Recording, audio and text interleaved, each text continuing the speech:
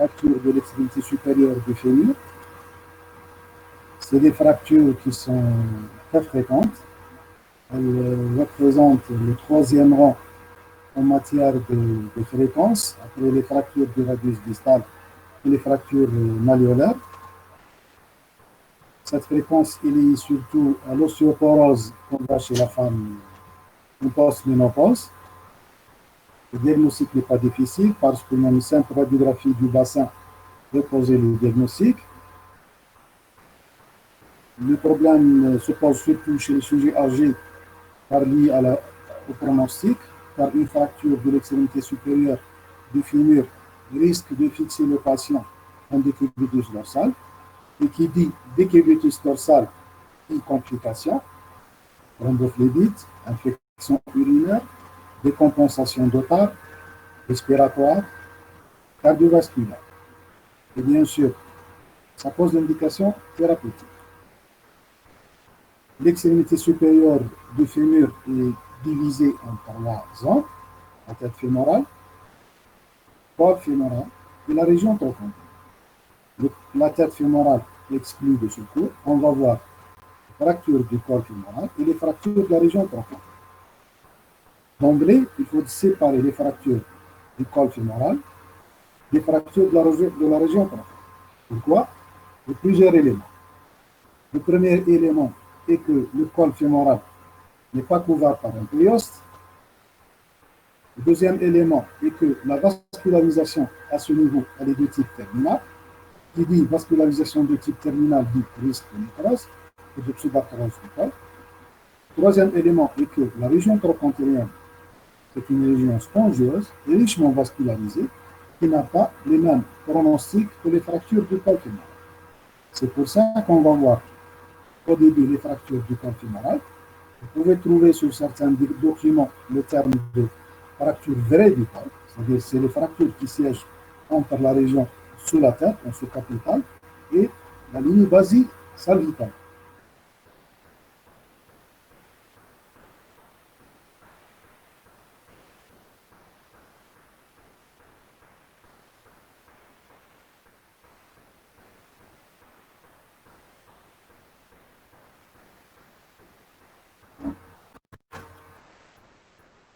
Rappel sur la morphologie architecturale importante, parce qu'il y a un problème d'orientation. Il faut savoir que le col fémoral n'est pas dans le même prolongement que le fémur, mais il forme un angle 125 degrés, plus ou moins 8 degrés, c'est-à-dire de 25 à 135, qu'on appelle l'angle cervico-diaphysaire. Lorsque cet angle est plus ouvert, c'est-à-dire il dépasse les 135 degrés, on parle de coxa valga. Lorsque cet angle est ouvert, on parle de coxa valga. Et lorsque cet angle est fermé, c'est-à-dire que l'angle cervico-diaphysaire est inférieur à 120 degrés, on parle de coxa vara. On va le voir dans la classification. Le deuxième élément, c'est qu'il y a une antéversion. C'est quoi l'antéversion? Sur le deuxième plan, suivez mon curseur, le col fémoral n'est pas dans le même plan que le fémur, mais il présente une ondulation, un angle de 15 degrés, de 8 à 15 degrés, à 20 degrés, mais la moyenne est de 15 degrés, ouvert en avant. Ce qui fait que cette orientation met le col fémoral sous grande tension, sous grande pression. Troisième élément à savoir, il faut savoir que tout l'os spongieux au niveau de toutes les épiphyses s'organisent en lignes qui apparaissent bien sûr radiologiquement et non pas réellement, qu'on appelle les travées. Vous pouvez voir sur cette radiographie la répartition du tissu spongieux sous forme de traits. Si vous comparez cette radiographie avec l'image, vous allez voir que réellement ça s'organise sous forme de traits de faisceaux. Les travées au niveau de l'extrémité supérieure du fémur s'organisent en groupes. On a le premier groupe qu'on appelle le groupe principal de compression qui part de la base du col pour aller se terminer au niveau de la partie supérieure externe de la tête. Le groupe principal de compression. Deuxième groupe principal, c'est le groupe principal de tension qui part le bord supérieur du corps pour aller se terminer au niveau de la tête. Il y a un troisième groupe, c'est le groupe périfovéal, c'est-à-dire autour de la fovea ou la zone d'insertion du ligament. Et au niveau de la région préfrontalière, on a le groupe secondaire de compression et le groupe secondaire de tension. Si on observe bien ces travées-là, on remarque qu'il y a une zone de croisement à ce niveau-là entre le groupe principal de compression et le groupe principal de tension. Cette zone de compression, c'est une zone de grande solidité osseuse et c'est cette zone-là, c'est au niveau de cette zone-là qu'on doit fixer nos vis ou notre vis plate. Par contre, vous voyez qu'il y a un triangle où il n'y a pas de travée. Ça ne veut pas dire qu'il n'y a pas d'os, mais c'est une zone de faiblesse osseuse parce qu'il n'y a pas de croisement des travées. C'est ce qu'on appelle le triangle de Wolff. Et c'est cette zone-là qui est la zone de faiblesse et qui est la zone de fracture fréquente.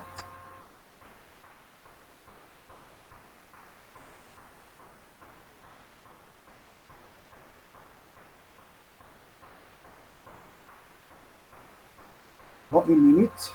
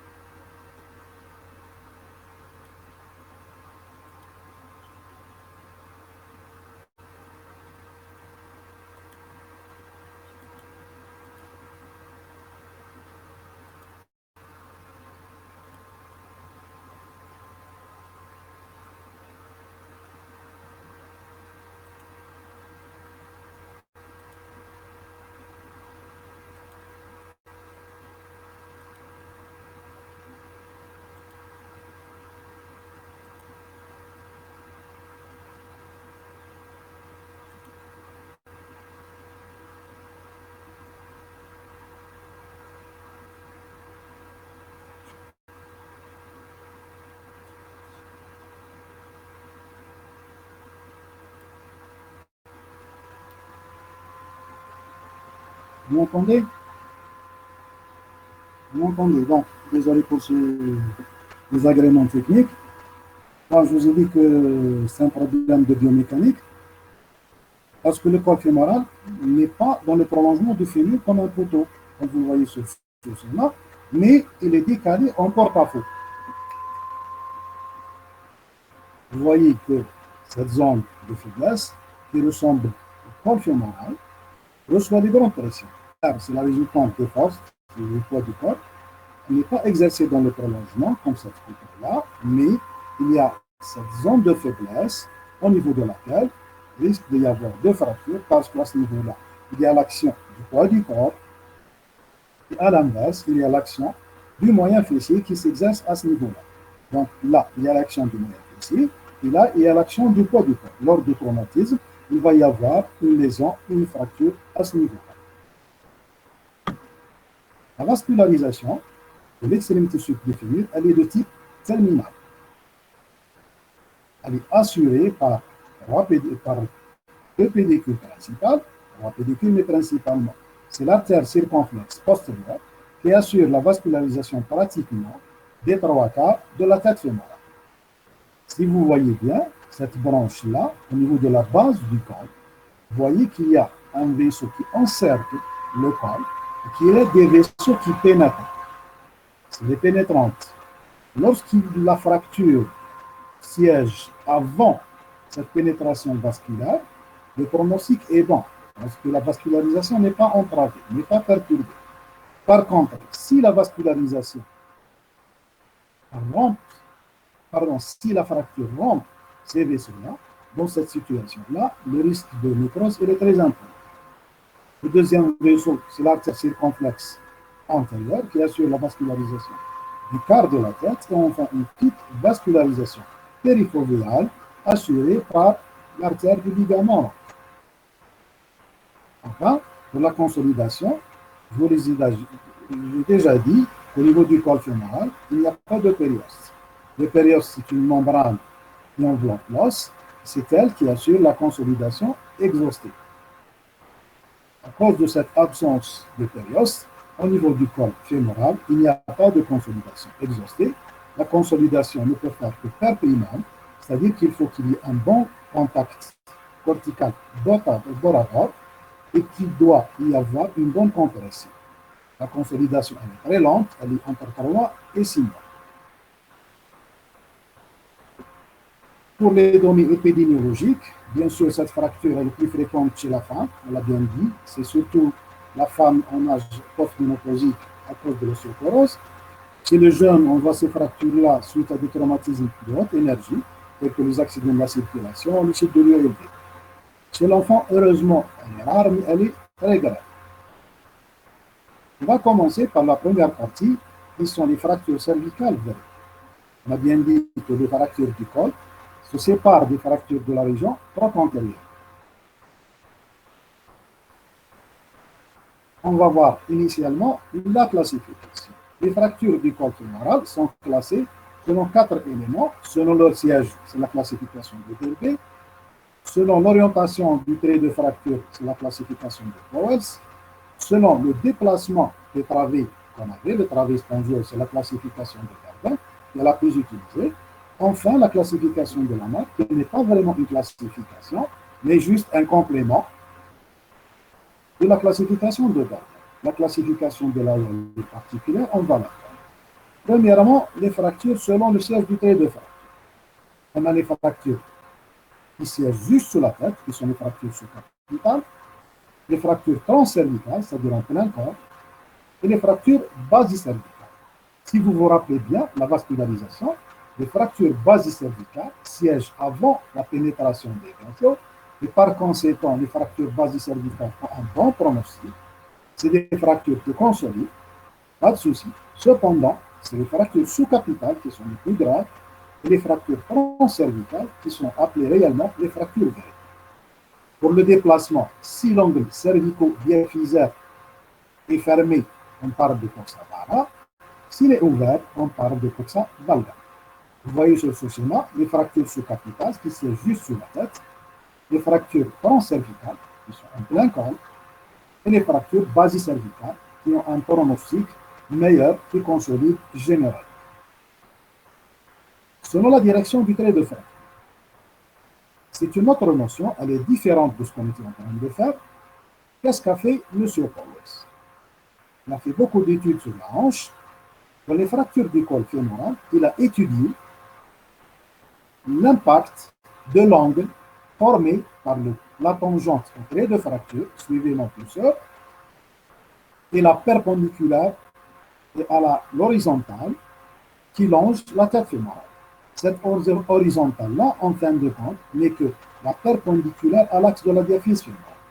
C'est-à-dire qu'on trace l'axe de la diaphyse fémorale, sa perpendiculaire, et on étudie l'angle que fait la tangente avec le trait de fracture et cette horizontale.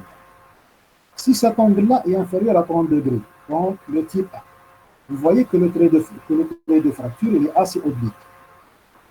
Par contre, dans la dernière planche, le trait de fracture il est assez vertical. Dans cette situation-là, l'angle qui est formé par le trait de fracture et cette horizontale qui n'est que la perpendiculaire à l'axe de la diaphyse, il est pratiquement à 70 degrés.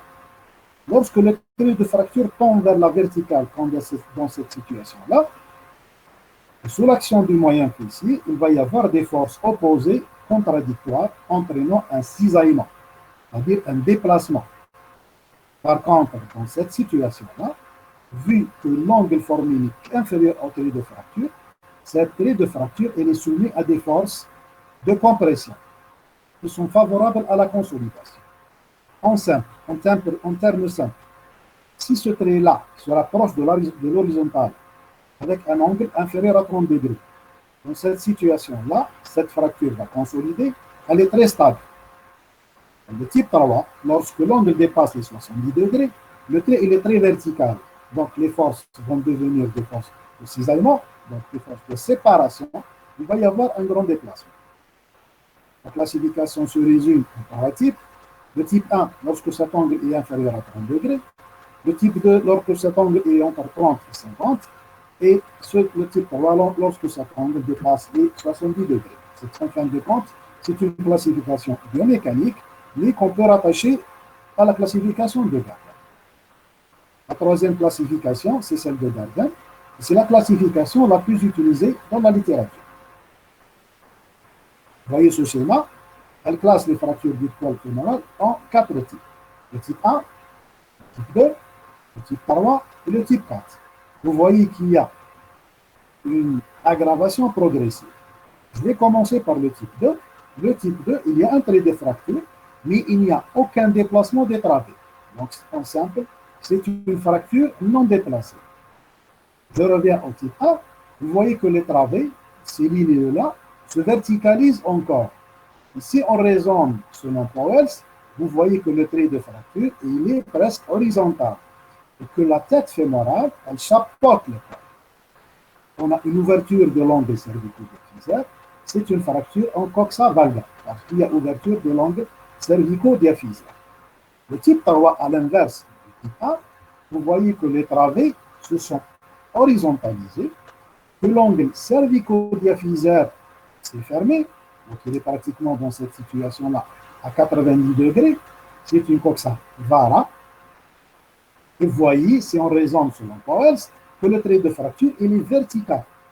Dans le type 1, le trait de fracture est horizontal, donc c'est un Powers 1. Dans cette situation-là, le trait de fracture il est vertical, donc c'est un Powers 3. Gardin 1, coxa valga. Gardin 2, fracture non déplacée. Et Gardin 3, c'est une fracture en coxa vara. Le type 4, c'est un stade ultime qui dépasse le stade 3. Vous voyez qu'il n'y a plus d'attache entre la tête fémorale qui reste en place dans le côté et que sous l'action du muscle moyen fessier, le fémur il est attiré en haut. Vous voyez là, si on raisonne sur le Powers, comment les forces de cisaillement ont fait séparer la région trochanterienne de ce fémur du corps fémoral. Vous voyez sur les radiographies de type 4, le grand déplacement, la tête fémorale qui reste en place, donnant un aspect de plein mur, et le col, la région trochanterienne qui est ascensionnée. Par contre, dans le type 1, il y a coxa valga, le type 2 non déplacé, et coxa vara dans le type 3. C'est cette classification-là qui est la plus utilisée dans la littérature. La classification de Lamarck n'est pas une réelle classification, mais elle apprécie juste l'importance du déplacement de la tête fémorale. Bien sûr, la tête fémorale reste toujours dans le petit. Ce qui se déplace, c'est la région trochantérienne sous l'action du muscle moyen fessier. Comment on fait? On prend la tête fémorale, on prend les deux tiers proximaux et le tiers distal. Le point de croisement entre les deux tiers proximaux et le tiers distal. On voit sa position par rapport à l'horizontale, qui est la perpendiculaire à l'axe de la diapèse fémorale, qui passe par le point le plus interne. Si ce point-là est au-dessus de ce trait, c'est un moyen de déplacement, petit ou moyen de déplacement. Si par contre ce point est sous cette horizontale, ça veut dire qu'il y a ascension, il y a un grand déplacement. La classification de la hausse, c'est l'association des orthopédistes suisses. Bon, on l'a déjà vu. C'est une classification, bon, on l'a déjà vu dans d'autres lésions, mais c'est une classification alphanumérique. Elle est complexe. Je vous l'ai montré juste pour savoir qu'elle regroupe 27 sous-groupes, mais vous voyez qu'elle englobe aussi les fractures de la tête fémorale que les fractures de la région trochantérienne, donc elle n'est pas utilisée en matière de fracture du col du fémur. De ces classifications-là découle une notion de stabilité. Si on prend la classification de Powell, c'est les fractures type A qui sont stables. Si on prend la classification de Garden, c'est les fractures Garden 1 et 2 qui sont stables. Si on prend les fractures instables selon Powell, c'est la fracture type 3. Selon Garden, c'est les types 3 4 qui sont les plus instables. Pourquoi on cherche cette stabilité? C'est un visée pronostic. Si la fracture elle est stable, donc les chances de consolidation sont importantes. Si la fracture elle est instable, donc le risque de complications de la tête fémorale, ceux d'arthrose du col fémoral sont importants. Enfin, il y a une fracture particulière qui est la fracture spiroïde. Pourquoi elle est particulière? Parce que dans cette situation-là, le trait de fracture commence sous la tête, ou sous capitale, pour se terminer au niveau de la base du corps. Vous voyez qu'il y a spire.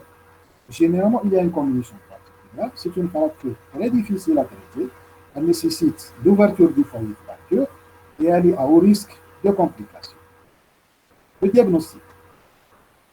Le diagnostic d'une fracture de l'extrémité supérieure du fémur ne pose guère de problème parce qu'on a deux situations. On a une situation où la fracture elle est stable, Garden 1, où le malade peut arriver aux urgences en marchant, parce que la fracture elle est bien engrenée. Dans cette situation-là, il faut toujours respecter la règle de base, il faut toujours réaliser une radiographie du bassin. La deuxième situation, c'est l'impotence fonctionnelle totale, et ça les déformations caractéristiques. C'est quoi ces déformations caractéristiques? Vous voyez ce schéma-là. Sous l'action musculaire, vous avez le muscle moyen fessier qui tire le membre en haut, entraînant un raccourcissement. Les muscles pelvitrochantériens qui entraînent une rotation externe, vous avez une rotation externe, et le bord du pied qui repose sur le plan du lit. Et vous voyez que sous l'action des muscles adducteurs, une adduction interne. Donc c'est un raccourcissement, rotation externe et adduction qui sont dus à l'action musculaire. Cette attitude, elle est caractéristique, elle est spécifique aux fractures de l'extrémité supérieure du fémur. Bien sûr, cette déformation peut être cachée par l'association à une fracture de la diaphyse fémorale. Et cette attitude, elle est similaire que la fracture soit du corps ou de la région trochantérienne. Devant une telle attitude, bien sûr, le diagnostic de fracture est très évoqué, et c'est le bilan radiologique qui pose le diagnostic. La règle, elle est claire, un cliché du bassin de face qui permet d'étudier la fracture, de la classer.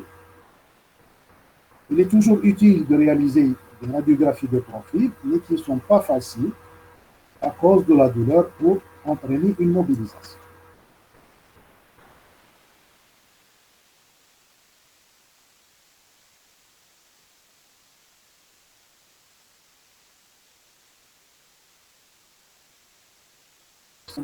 Chez le sujet âgé, il faut reprendre les antécédents du patient, ses pathologies, le niveau d'activité.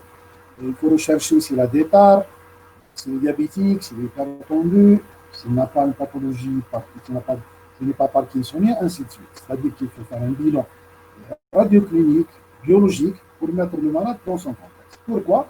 Parce qu'il y a risque, si on ne traite pas le malade, si on n'assure pas un lever précoce, de clouer le malade au lit.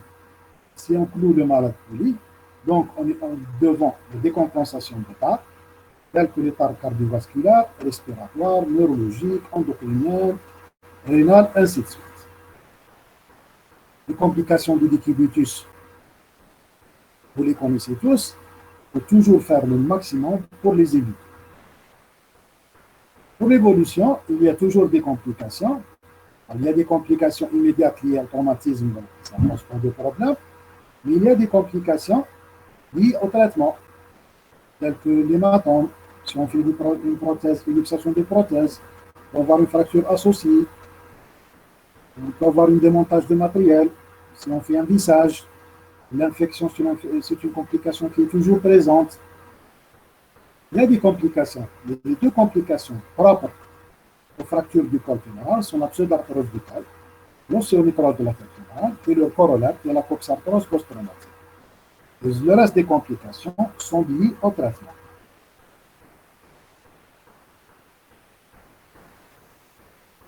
Les formes cliniques. Chez l'enfant, l'enfant il est particulier.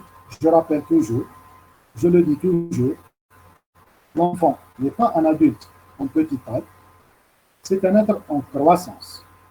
Cet élément de croissance fait que les fractures du col fémoral sont très graves parce qu'elles atteignent un cartilage de croissance.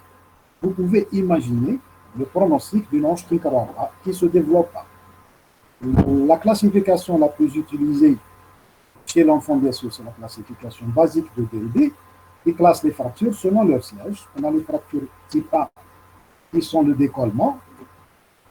On a les fractures du type 2 qui sont les fractures transcervicales. Le type 3, c'est les fractures basocervicales.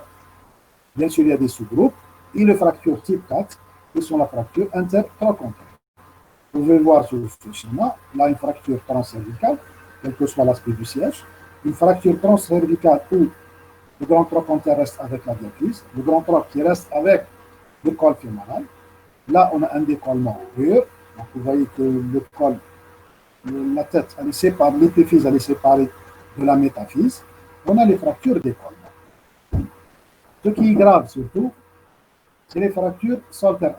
Vous voyez qu'il y a des collements. Si vous voyez sur cette planche-là, il y a une lésion très grave. Vous voyez que l'épiphyse, elle n'est plus dans le côté, elle est en dehors, en celluleux. C'est la métaphyse qui a pris la place de l'épiphyse. Donc la nécrose, elle est inébranlable. Vous pouvez imaginer le mauvais sort de cette hanche-là. Une association déroutante, pourquoi déroutante? Parce que les signes cliniques d'une fracture de la diaphyse fémorale vont prendre le dessus et cacher une fracture du col fémoral. C'est pour ça qu'il y a des règles à toujours respecter devant tout traumatisme de haute énergie. La radiographie du bassin, elle est obligatoire, elle est médico-légale. C'est-à-dire que vous êtes dans l'obligation de la faire. Pour le traitement, si, bon, je vous laisse un petit temps pour lire le traitement. Premièrement, on parle de rétablir la fonction. Deuxièmement, notre objectif, c'est de permettre le lever précoce. Et pourquoi pas, si c'est possible, la plus précoce. Troisième élément, il n'y a pas de traitement conservateur. C'est-à-dire les fractures du col fémoral, on doit toujours les opérer pour obtenir un traitement. Si vous observez bien, ça c'est l'intérêt de l'interactivité, il y a un but qui n'apparaît pas sur cette planche. Il y a un but important. Devant toute fracture, on cherche toujours à obtenir la consolidation. Est-ce que le mot consolidation apparaît sur cette planche? Non. On parle de rétablir de la fonction. On parle de lever précoce, appui précoce. Pourquoi? Parce que dans les fractures du col fémoral, on peut rétablir la fonction sans passer par la consolidation. Et ça, c'est le traitement protectif. Pour le traitement de fracture du col, on a deux types de traitements. On a un traitement conservateur, c'est-à-dire qui vise à obtenir la consolidation,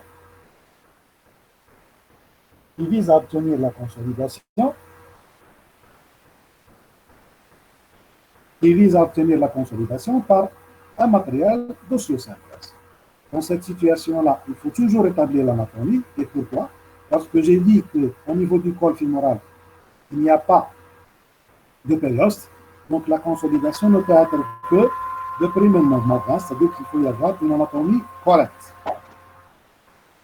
Qu'est-ce qu'on fait généralement? On opère ces malades-là sous amplificateur de brillance, sous table orthopédique.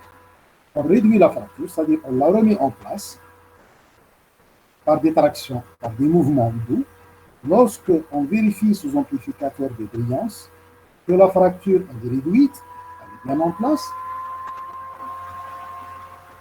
on va mettre l'osteosynthèse, que ce soit des vis ou une vis. Entre parenthèses, je vais répondre à vos questions à la fin du cours. Donc, après réduction, sous amplificateur de brillance, on peut mettre 2 vis, 3 vis, on peut mettre plus plat. Actuellement, ce qui est un peu mieux, c'est de mettre une vis plate.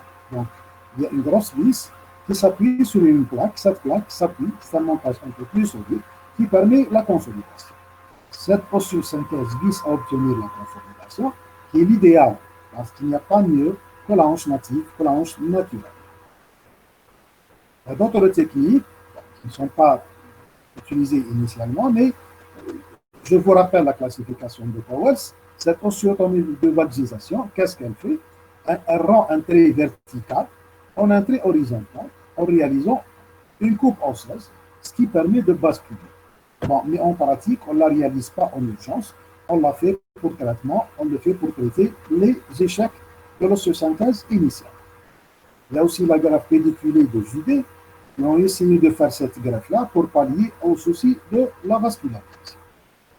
L'arthroplastie, c'est le chapitre de l'arthroplastie qui a permis de rétablir la fonction sans passer par la consolidation, parce que qu'est-ce qu'on fait? On résèque la tête et l'épaule et on met une prothèse. Au début, c'était les prothèses simples, cervico-céphaliques, il y a plusieurs types, qui sont en voie de disparition. Normalement, il n'y a plus de place à ce type de prothèse dans la prise en charge des fractures du corps. Il y a des prothèses intermédiaires. Pourquoi on a développé des prothèses intermédiaires? Parce que le métal des prothèses cervico-céphaliques, lorsqu'il est rentré en contact avec le cartilage articulaire, il entraînait des cotyloïdites, des inflammations qui étaient très douloureuses et mal tolérées. On a interposé entre ce métal et le cotyle du polyéthylène, qui est un type de plastique hautement réticulé, hautement purifié. C'est ce qu'on appelle les prothèses intermédiaires. Ce qui a pris le dessus, c'est les prothèses totales de hanche. Pour pallier à ce souci de cotyloïdite, de lésion de cotyle, on met carrément un cotyle en polyéthylène au niveau du cotyle, ce qui permet d'avoir une mobilité très importante. C'est la prothèse totale de hanche, très bien tolérée, elle permet au patient de rétablir sa fonction le lendemain de l'intervention. Pour les indications, il y a 2 éléments qui interviennent dans l'indication. Il y a le type de la fracture, il y a l'âge. Si on commence par l'âge, chez le sujet jeune, il faut toujours réaliser une osteosynthèse. Il faut toujours essayer de garder la hanche native, la hanche naturelle, donc obtenir la consolidation. Chez le sujet âgé, dans cette situation, se pose la question, qui est le sujet âgé? 60 ans, 70 ans, 75 ans. Donc il ne s'agit pas d'âge civil, mais d'âge physiologique. Si le sujet il est bien portant, un âge physiologique correct, avec une fracture stable, cette situation-là, il faut faire une osteosynthèse. Sinon, il faut faire un remplacement prothèse. C'est-à-dire que concernant l'âge, le sujet jeune, il faut toujours réaliser une osteosynthèse. Le sujet âgé, si c'est une fracture stable, type 1-2 Garden ou type 1 Powell, c'est une osteosynthèse. S'il est âgé, une fracture très instable, type 3-4, il faut mettre une prothèse totale de hanche.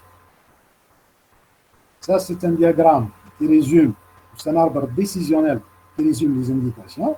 Donc, sujet jeune, c'est toujours l'osteosynthèse. S'il y a complications, bien sûr, au PTH, ou osteotomie. Chez le sujet âgé, fracture stable, osteosynthèse. Si complications, PTH. Fracture instable, PTH. Un juste petit chapitre sur les fractures trochanteriennes, parce que l'examen clinique et la radiologie, c'est les mêmes. La région trochantérienne, c'est la région en rouge, en orange, qui est limitée par la limite basicervicale et 2 cm au-dessous du petit tronc. Il y a plusieurs classifications qui ont étudié les fractures trochantériennes. On va voir la plus simple. On a les fractures cervico-trochantériennes avec des sous-types. Donc la fracture commence en région sous-trochantérienne pour se terminer en basicervicale, pardon, pour se terminer en région trochantérienne. C'est pour ça qu'on parle de fracture cervico-trochantérienne. On a les fractures pertrochantériennes, c'est-à-dire que le trait passe par la région trochantérienne, qu'il soit simple ou complexe. On a les fractures trochantéro-diaphysaires, c'est-à-dire que le trait de fracture commence dans la région trochantérienne et se termine en diaphyse, quel que soit l'aspect ou le dessin de la fracture. Et enfin, on a les fractures sous-trochantériennes, quel que soit l'aspect du trait de fracture, que le trait soit en V, en clocher d'église, en Y, en V inversé, l'essentiel que le trait de fracture siège juste sous le petit trochon. Quelques illustrations, fracture pertrochantérienne simple, une pertrochantérienne plus complexe, vous voyez que le petit trochantère est détaché, c'est un élément d'instabilité. Il y a d'autres classifications, comme celle d'Ender, qui est très utilisée. Je vais juste vous montrer. La classification d'Ender a une gravité progressive, une fracture pertrochantérienne. Vous voyez la complexité, le déplacement qui commence du cervico-trochantérien avec du déplacement. On a la fameuse fracture d'autonomie qui est très instable. La trochantéro-diaphysaire, fracture sous-trochantérienne, quel que soit l'aspect. Vous voyez qu'on a plusieurs aspects. C'est pour ça qu'il y a plusieurs classifications. Je juste le nom. Dans le traitement, l'objectif, c'est toujours d'obtenir la consolidation. Pourquoi? Parce que les fractures pertrochantériennes siègent dans une région qui est richement vascularisée. L'os est spongieux, donc la pseudarthrose, elle est exceptionnelle. Ce qui pose problème, c'est surtout les calvicieux à cause de la comminution. Donc notre objectif, bien sûr, c'est d'obtenir la consolidation et le lever précoce pour lutter contre les complications du décubitus déjà citées. Pour les méthodes d'osseo-synthèse, on est entre 3 situations. L'osseo-synthèse à foyer fermé, on peut mettre des lampes plaques ou des vis plaques, on va les voir, ou utiliser une osseo-synthèse à foyer fermé. C'est-à-dire qu'on ne va pas ouvrir le foyer de fracture, mais juste mettre du matériel d'osseo-synthèse à distance.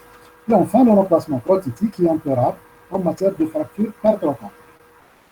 Vous voyez là la vis plaque de Judet, donc c'est une plaque moulée qui s'adapte à cette région-là, avec une prise au niveau du corps, avec des vis dans la diaphyse. La vis plaque ADHS, le clou de Ender, c'est du clou qu'on envoie sur ce condyle-là vers la région trochantérienne. Le dernier venu actuellement, ce qui est à la mode un peu, c'est le clou gamma. Donc, au lieu de mettre une plaque ici, c'est un clou qu'on introduit dans le fémur avec une vis qui maintient au niveau du corps, avec une des vis de verrouillage. Et bien sûr, le choix du matériel d'osseo-synthèse va dépendre du type de la fracture, du moyen disponible. Là, on a un clou gamma. Les indications, bon, je l'ai déjà annoncé. Le choix du matériel, le choix du type d'osseo-synthèse dépend de ce qu'on a sous la main, c'est-à-dire la plaque, la vis-plaque, le clou gamma, et du type de fracture. La prothèse reste un peu exceptionnelle. Bon, on va revenir éventuellement à vos questions.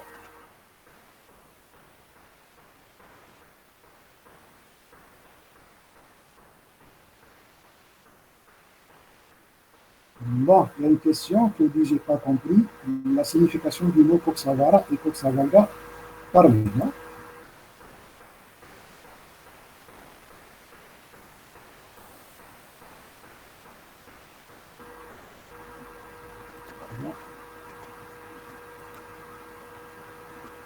On va revenir au début.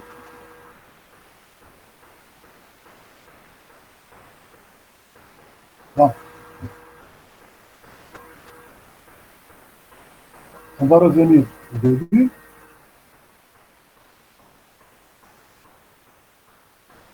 Vous voyez la planche de l'angle cervico-diaphysaire, c'est-à-dire c'est un angle formé par l'axe du col fémoral. et l'axe de la diaphyse. Comment tracer un axe? On prend deux points diamétralement opposés, on prend le milieu, on prend deux autres points diamétralement opposés, on prend le milieu, et on a deux points, ce qui permet de tracer un axe, une droite. L'angle qui forme le col et la diaphyse, on l'appelle l'angle cervico-diaphysaire. Normalement, il est entre 125 à 130 degrés. Si cet angle-là, il est inférieur à 120 degrés, donc cet angle-là va devenir fermé. On parle de Coxa-Vara. Si cet angle-là dépasse les 140 degrés, les 135, 140 degrés, on va avoir un angle plus ouvert. On parle de Coxa-Vara. Ceci est bien illustré dans la classification de Gardner. Vous voyez, dans le type A, on a un angle cervico-diaphysaire qui augmente. Et dans le type 3 de Gardner, vous voyez que l'angle qui est formé par l'axe du col, l'axe de la diaphyse, il est pratiquement à 90 degrés, il est inférieur à 120 degrés. C'est une Coxa-Vara.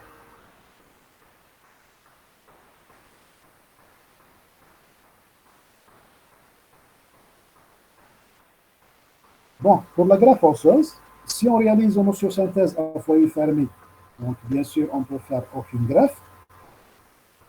Pour pallier au risque de nécrose, on a dit que la vascularisation au niveau du col fémoral, elle est de type terminal. Lorsqu'on dit que c'est de type terminal, donc risque de nécrose. Pour pallier à ça, certains auteurs ont essayé d'ajouter une greffe osseuse. Je n'ai pas tardé sur cette planche, parce que c'est une technique un peu aléatoire, à un résultat un peu imprécis. Ça a commencé par les travaux des frères Judet dans les années 70. Il y a de nouvelles techniques qui ont essayé de tenter ça, mais ce n'est pas évident. L'idée, c'est de prendre une greffe osseuse vascularisée par un muscle, on prend sur le carré, sur le cuiral, pardon, il y a un muscle des pelles du trochanteriens, et qu'on ramène au niveau du col. Donc, c'est un fragment d'os vascularisé et qu'on fixe au niveau du col, ce qui permet d'apporter des éléments osseux vivants et vascularisés. Dans cette notion de vascularisation, il y a de nouveaux travaux qui ont confirmé qu'il y a une vascularisation intra-osseuse qui peut se développer si on réalise une osseo-synthèse avant les 6 heures. Certains auteurs insistent sur l'importance, sur l'urgence thérapeutique et qu'il fallait stabiliser et traiter la fracture du col avant les 6 heures comme une luxation, avant qu'il y ait le collapsus vasculaire.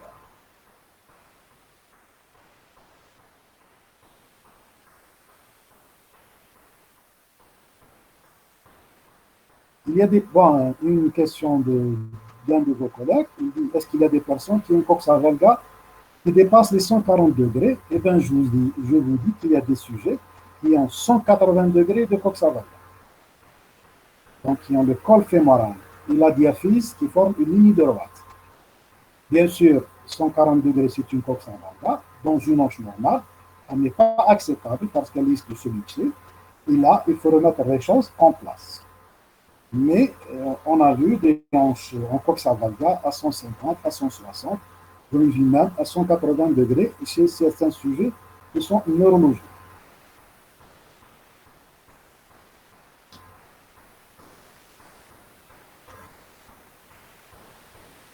J'attends vos questions. Bon, je sais que le nombre d'interactivité rend le cours un peu maigre, c'est désolant, mais bon, les contraintes du Covid-19, c'est un peu malheureux.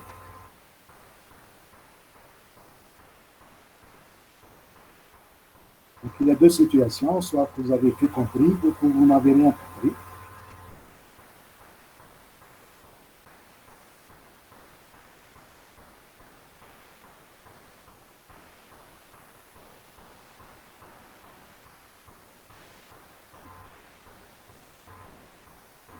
Bon, une question. Comment on a cette attitude vicieuse? Je reviens à la planche du déplacement. Je vous ai dit qu'on a deux situations. Dans les fractures stables, on n'a pas de déplacement parce que la fracture, elle est stable. L'engrenée, elle reste en place. Si la fracture se déplace c'est sous l'action de trois muscles. Le premier muscle, c'est le muscle moyen fessier. Le muscle moyen fessier s'insère au niveau du grand trochanter. Il va tirer en haut. La tête fémorale reste toujours de le côté. Elle ne va pas se déplacer. Elle est attachée dans le côté par le ligament rond. Donc, sous l'action du muscle moyen fessier, la diaphyse va être attirée au haut, réalisant le raccourcissement. Il y a des muscles postérieurs qu'on appelle des pelvis trochantériens. Donc, c'est des muscles qui s'attachent au niveau du pelvis et de la région trochantérienne. C'est des rotateurs externes. Donc, c'est des muscles qui nous permettent de faire une rotation externe de la hanche et du pied. Ces muscles-là réalisent une rotation externe, comme vous le voyez sur la planche. Donc, vous voyez que le bord externe du pied repose sur la table d'examen. Naturellement et habituellement, lorsque vous êtes en décubitus dorsal en position neutre, vos pieds réalisent une petite rotation interne, mais le bord externe ne repose pas sur lui. Dans cette situation-là, il repose sur le bord du lit à cause des rotateurs externes. Enfin, il y a les muscles adducteurs. On a trois muscles adducteurs, on a le petit, le moyen et le grand adducteur. C'est des muscles qui tirent la cuisse en dedans, entraînant bien sûr une petite adduction. On ne peut pas avoir une grande adduction dans cette situation-là, parce que le membre sera limité par l'autre. Donc l'attitude vicieuse, elle est liée surtout à l'action du moyen fessier réalisant le raccourcissement et les pelvis trochantériens qui réalisent une rotation externe. J'espère que c'est clair. D'autres questions?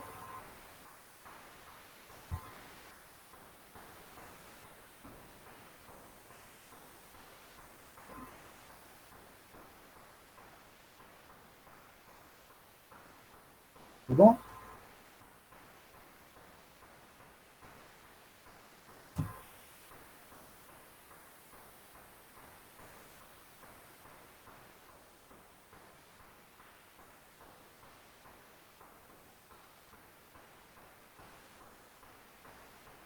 Est-ce que vous avez des questions?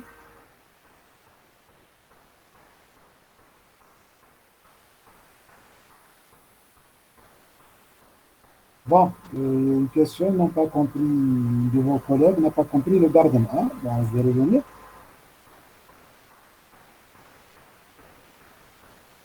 Dans le Garden 1, bon, suivez-moi sur la planche, la deuxième planche, qui parle du Garden 2. Je vous ai dit que c'est une fracture non déplacée. La fracture, mais les travées gardent leur orientation. Si vous voyez la fracture type A, vous voyez que les travées se sont encore plus verticalisées, et que la tête fémorale, elle supporte le corps. Elle se met encore plus sur ce. Et c'est dans cette situation-là que le malade peut venir en marchant aux urgences. Pourquoi? Parce que sa tête fémorale, elle est posée sur le corps. Elle est bien emboîtée. Dans cette situation-là, c'est une fracture très stable. Et si on trace l'angle cervico-diaphysaire, on va trouver que cet angle cervico-diaphysaire est devenu plus important, plus ouvert.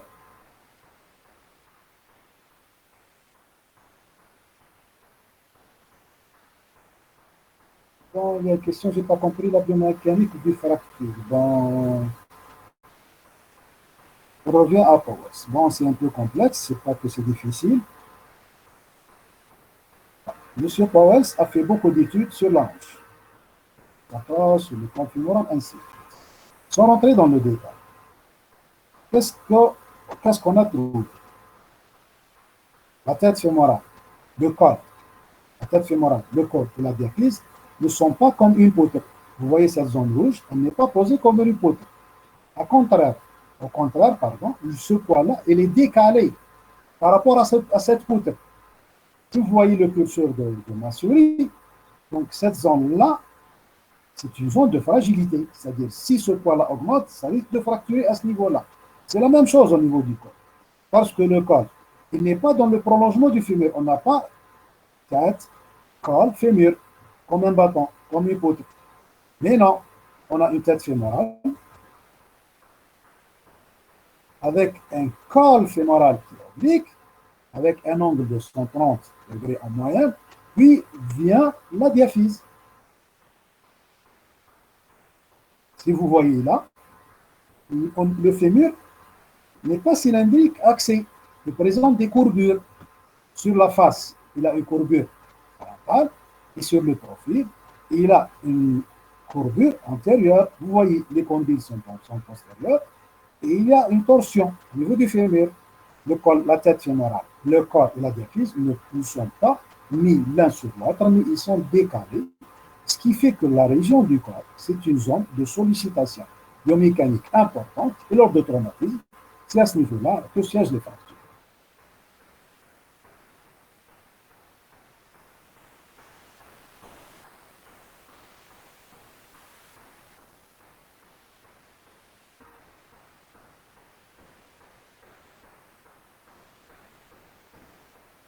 Ok, je vois beaucoup de merci. Donc, le cours est terminé.